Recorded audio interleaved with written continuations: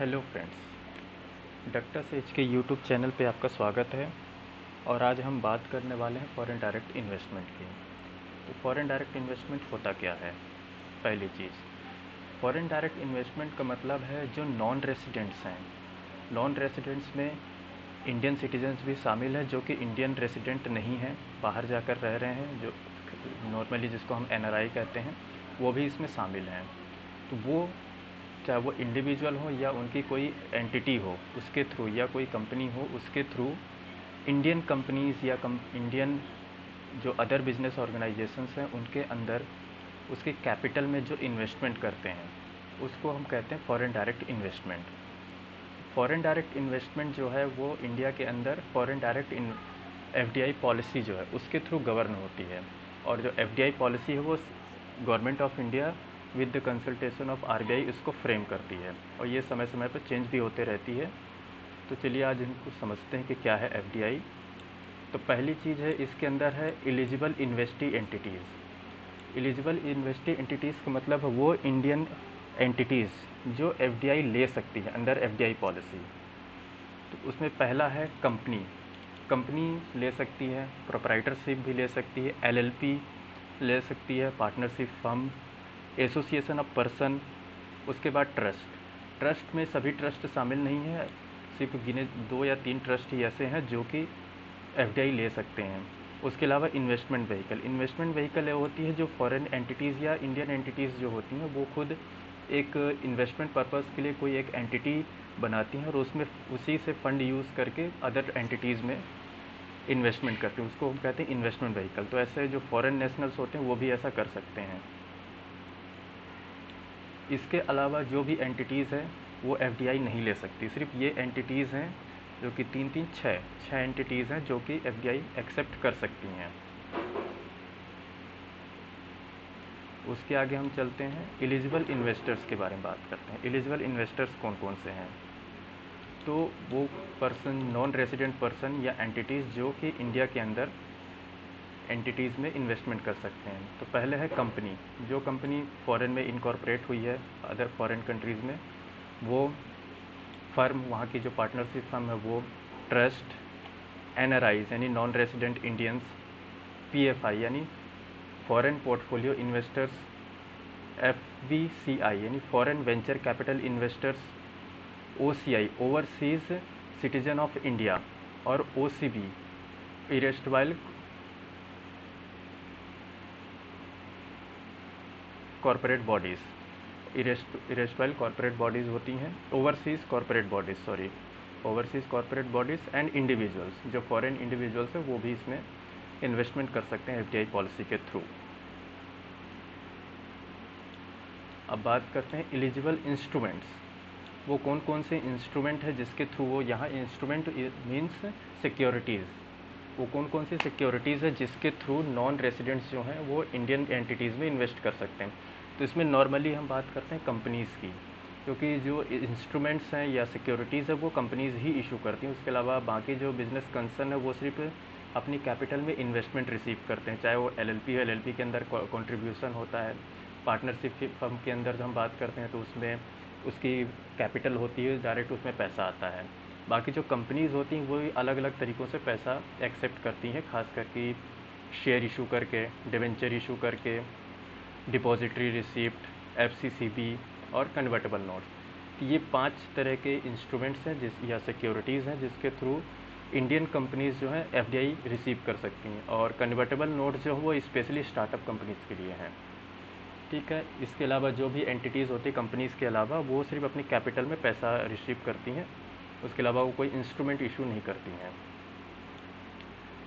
अब instrument issue कब करना है? इंस्ट्रूमेंट इशू का मतलब यहाँ अलॉटमेंट से है। तो अलॉटमेंट जैसा कि हमने कंपनीज एक्ट के अंदर पढ़ा है, 60 डेज़ के अंदर कैपिटल जो भी हम एप्लीकेशन आती है उसके अंदर हमको सिक्योरिटीज़ को अलॉट करना होता है, अदरवाइज़ वो डिपॉजिट मान लिए जाते हैं। उसी तरह एफडीआई के अंदर भी है कि जो भी कैपिटल हम इशू कर रहे हैं उसके एप्लीकेशन आने के 60 दिन के अंदर उसको अलॉट करना है, अदरवाइज़ ये फेमा का इन्फ्रिंजमेंट माना जाएगा। FEMA in the sense FDI का। तो इसमें हम 2 तरीके से, अब 60 दिन के अंदर करना है तो कौन से 60 दिन? तो यहाँ पे भी पेमेंट से रिलेटेड है। जब हमने पेमेंट मिल गया उसके 60 दिन के अंदर हमें उसे अलॉट करना है। तो पेमेंट यहाँ दो तरीके से आता है। पहला तो आ सकता है inward receipt of inward remittance, यानी कि जो इन्वेस्टर है वो अपने बैंक अकाउंट से सीधे इंडियन एंटिटी जो है उसके बैंक अकाउंट में पैसा ट्रांसफ़र कर देता है, या फिर उसने कोई स्क्रो अकाउंट या इंडियन एंटिटी ने कोई स्क्रो अकाउंट ओपन किया हुआ था उसके अंदर वो पैसा आ जाता है। दूसरा तरीका होता है कि यहाँ आप एनआरई अकाउंट या एफसी एनआरई अकाउंट खुलवा सकते हैं। जो नॉन रेजिडेंट हैं उनको ये ऑप्शन मिलता है कि वो ये अकाउंट खुलवा सकते हैं, उसमें वो कुछ पैसा रखते हैं, उसके थ्रू ये वो यहाँ इन्वेस्टमेंट कर सकते हैं। तो ये दो तरीके हैं, या तो डायरेक्ट पैसा बैंक अकाउंट से बैंक अकाउंट में आ जाए, या फिर ये सेपरेट जो अकाउंट्स खुले होते हैं उनसे वो पैसा इंडियन एंटिटीज़ को ट्रांसफ़र कर दें।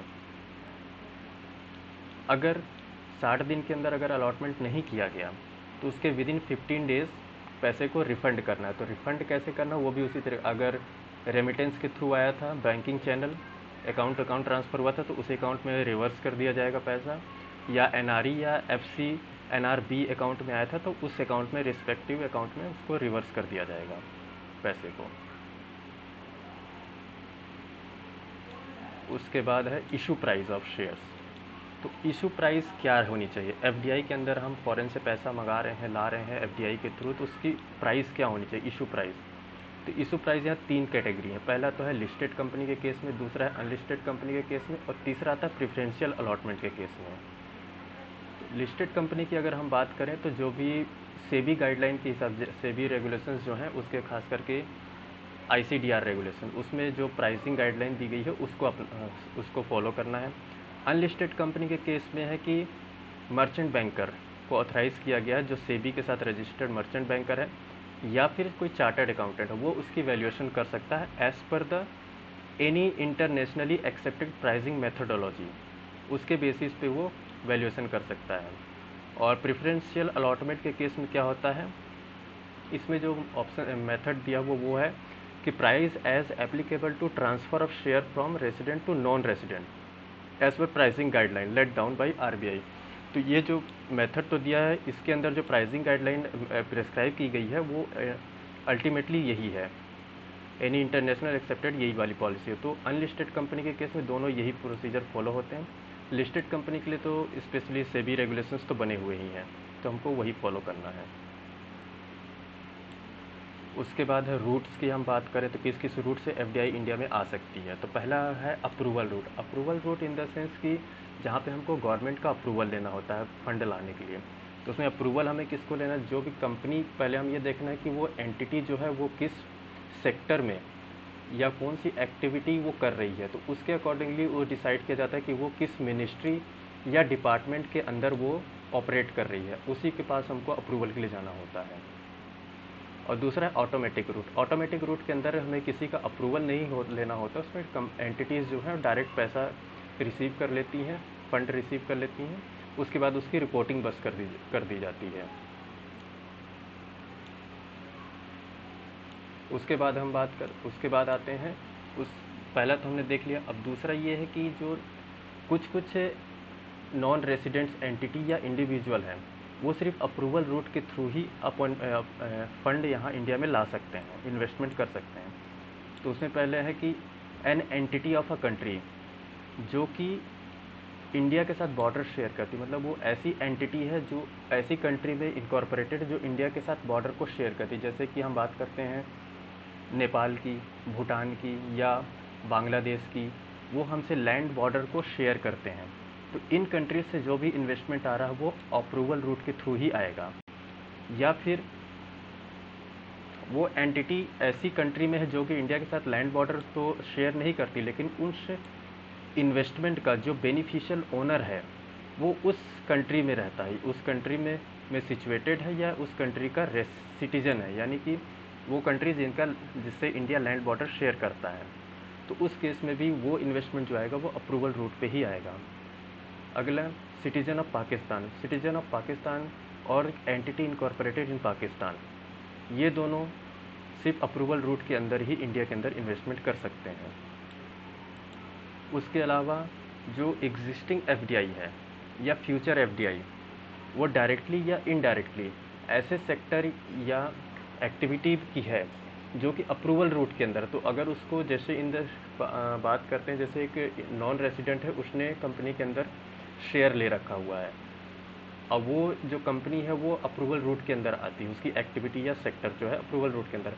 अब वो नॉन रेजिडेंट शेयर होल्डर अगर अपने शेयर को किसी और को ट्रांसफ़र करना चाहता है, तो उस ट्रांसफ़र के लिए भी उसको गवर्नमेंट का अप्रूवल लेना पड़ेगा। उस अप्रूवल के बिना वो ट्रांसफ़र नहीं कर सकता, चाहे वो डायरेक्टली ट्रांसफ़र कर रहा हो या इनडायरेक्टली ट्रांसफ़र कर रहा हो। और दूसरी चीज़, अगर वो ट्रांसफ़र ऐसी एंटिटी या इंडिविजुअल को कर रहा है जो कि इंडिया के अंदर इन्वेस्टमेंट सिर्फ अप्रूवल रूट के अंदर ही कर सकते हैं, तो उस केस में भी अप्रूवल गवर्नमेंट का लेना पड़ेगा। तो आज के लिए बस इतना ही, फिर आगे और डिस्कस करेंगे इसके आगे। Thank you.